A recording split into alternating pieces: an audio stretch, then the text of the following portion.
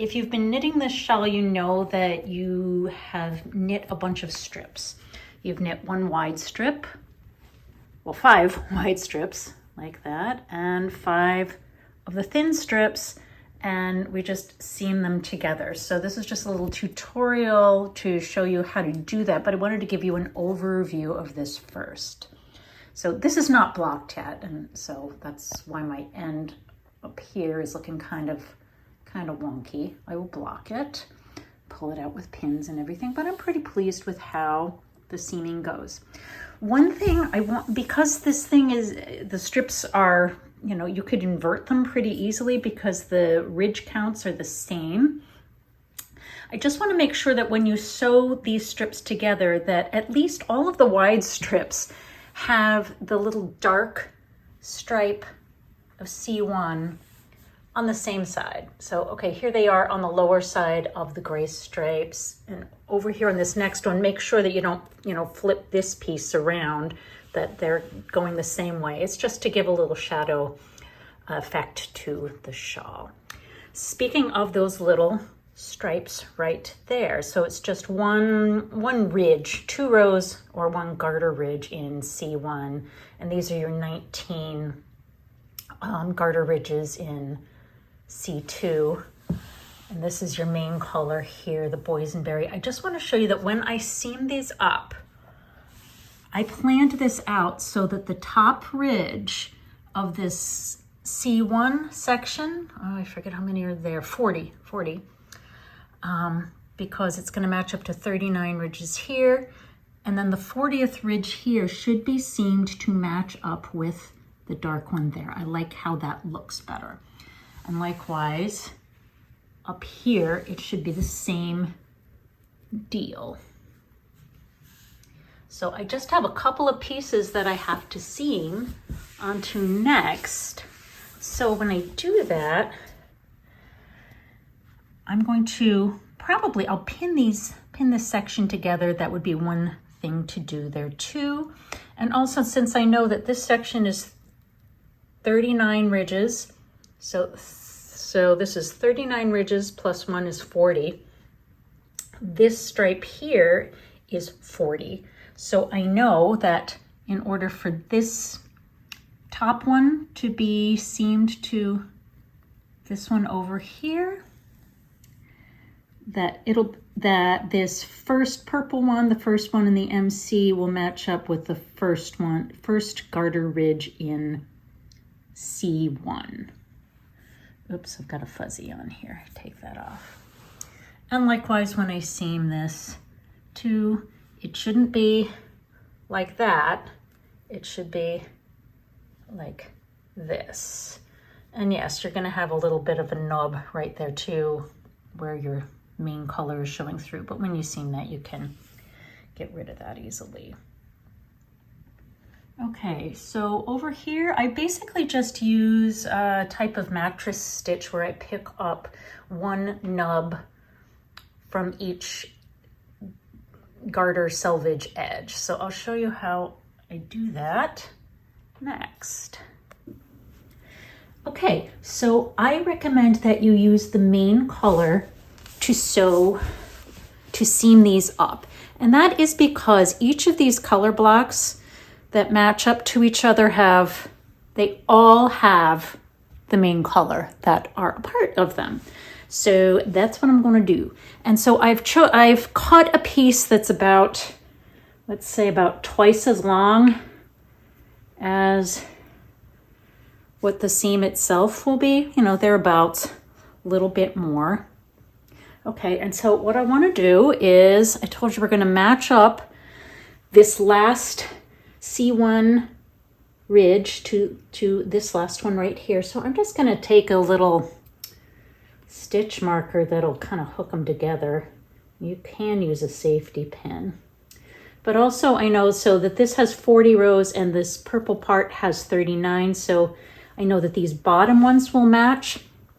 Just because you're cast on and these first several rows get kind of funky, see how it's curling under here? I don't feel like dealing with that right away because I know I might need to fudge some of them a little bit. So I'm actually going to insert my needle into the first C1 nub, so the first dark gray nub, right in here. Okay, if you can see how there's a little nub on the end of each of these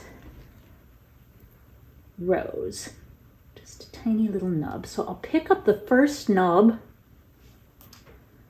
of the C1 section there, and I'm going to leave more than twice as much. Let's give it about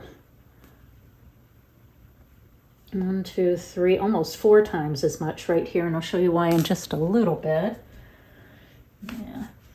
And I'll come back and seam this part later at the end, because I know that, you know, when you have all these teeny little rows with just a couple stitches on them and everything, things get really compressed. So I know it'll match up there, but I'd rather do that at the end. So all I do is I take my tapestry needle here and I inserted it from bottom heading upward into that first nub. Now I'll go to the first nub on the end of the purple section. So I'm going from below up into the nub like that. So it's kind of like mattress stitch, except I'm just sewing into that nub, and I'm not pulling it tightly, but mattress stitch, you usually go into the running strand between.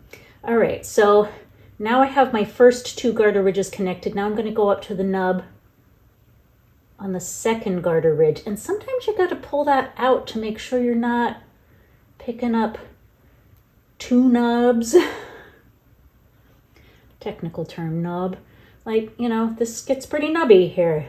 Here is my second ridge from the purple, and I'll just pick up the nub at the end and I'll pull it. I'm not going to pull it tightly yet. Now I'll look for the 1, 2, 3, third ridge, and I'll get the nub from there, like so. So I'm tempted to go into that nub there, but look, it's actually this nub right here is just the upper portion of the nub I just picked up. So I have to look at 1, 2, 3, the 4th one, and at least the way my selvage edges are, it looks like that last stitch gets pulled up somewhat, so it can be easy to mistake it for the next ridge up. So 1, 2, 3, 4. Here we go. So I'm going like that.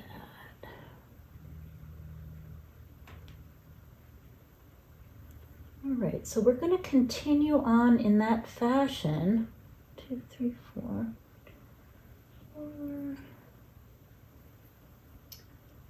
Right.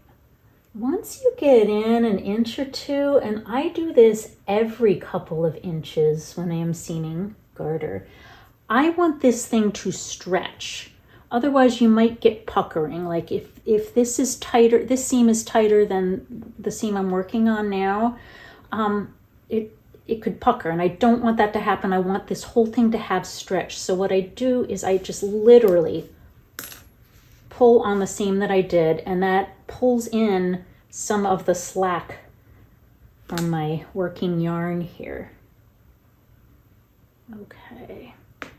And when I get to the end of this one, down here, okay, we're going to make sure that these ends meet, that this last purple ridge is grafted to the last gray ridge, and then there are enough to seam that there.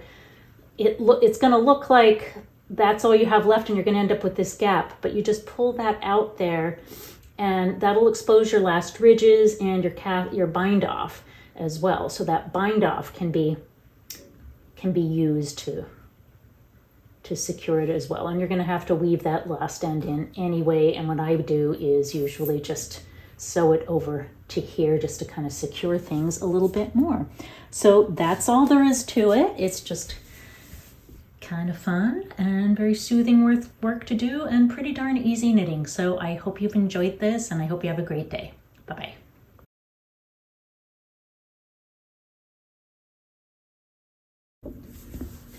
One last little thing I wanted to show you too. You had a cast on of 3 stitches here.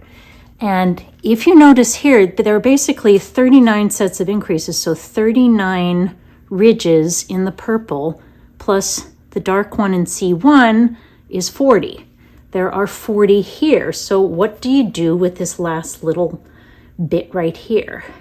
What I did was I started with the first ridge, and basically all you need to do, because it's just so tight down here near your cast on, I am just going to weave that in. You do not want this sticking out, so